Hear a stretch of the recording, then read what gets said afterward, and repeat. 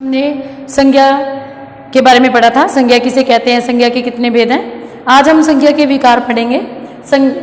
संज्ञा जो है वो विकारी शब्द है, यानी कि इसमें बदलते हैं लिंग के अनुसार, वचन के अनुसार।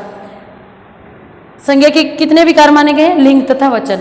लिंग किसे कहते हैं, पुरुष या स्त्री जाति का बोध कराने वाले शब्दों को, कि वह लड़का है या लड़की है, नर है या मादा है।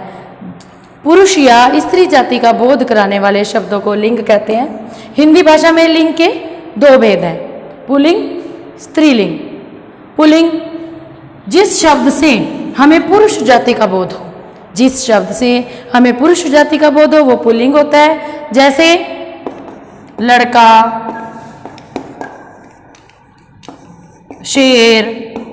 और जिस शब्द से, शब्द के जिस रूप से हमें स्त्री जाति का पता चले वो स्त्रीलिंग होता है। लड़की,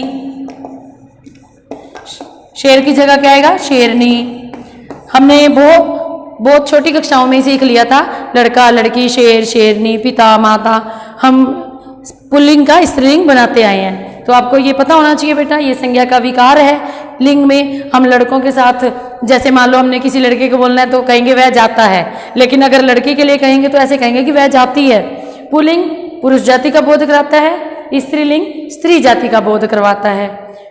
ये इसके उदाहरण है। ठीक इसी प्रकार वचन जो है, वचन भी संज्ञा का विकार माना जाता है। विकार पैदा होता है वचन से। एक हो तो हम बोलते हैं कि वह जाता है, अगर ज्यादा को बोलना है तो हम बोलेंगे वे जाते हैं। तो वचन में भी क्या होता है, विकार पैदा होता है। ये भी संज्ञा का विकारी शब्द बोला जाता है। विकारी शब्द क्या होते हैं, जो लिंग वचन के आधार पर बदल जाते हैं।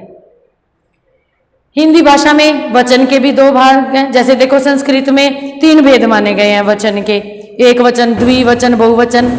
लेकिन हिंदी भाषा में वचन के 2 ही भेद हैं। एक वचन शब्द के जिस रूप से किसी वस्तु या व्यक्ति का एक होने का पता चलता है। संज्ञा की परिभाषा आपको पता है ना, चाहे व्यक्ति हो, वस्तु हो, स्थान हो, एक होने का भाव पता चले तो एक वचन।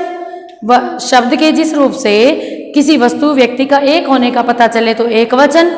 और एक से ज्यादा, चाहे वो 2 हो चाहे 2 से अधिक हो, एक से ज्यादा हो तो बहुवचन। शब्द के जिस रूप से एक वस्तु का पता चलता है एक वचन, शब्द के जिस रूप से एक से अधिक वस्तुओं का पता चलता है वो बहुवचन होता है। एक वचन का उदाहरण देखेंगे, लड़का, बहुवचन क्या बनेगा, लड़के। ऐसे ही वस्तु, वस्तुएं।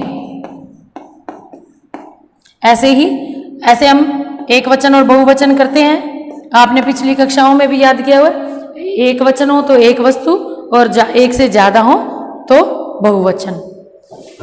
बेटा आपको लिंग वचन, लिंग की परिभाषा, एक वचन किसे कहते हैं, बहुवचन किसे कहते हैं, पुल्लिंग किसे कहते हैं, स्त्रीलिंग कैसे कहते हैं, अंतर आ जाए तो भी आप यही परिभाषा लिखोगे दोनों की।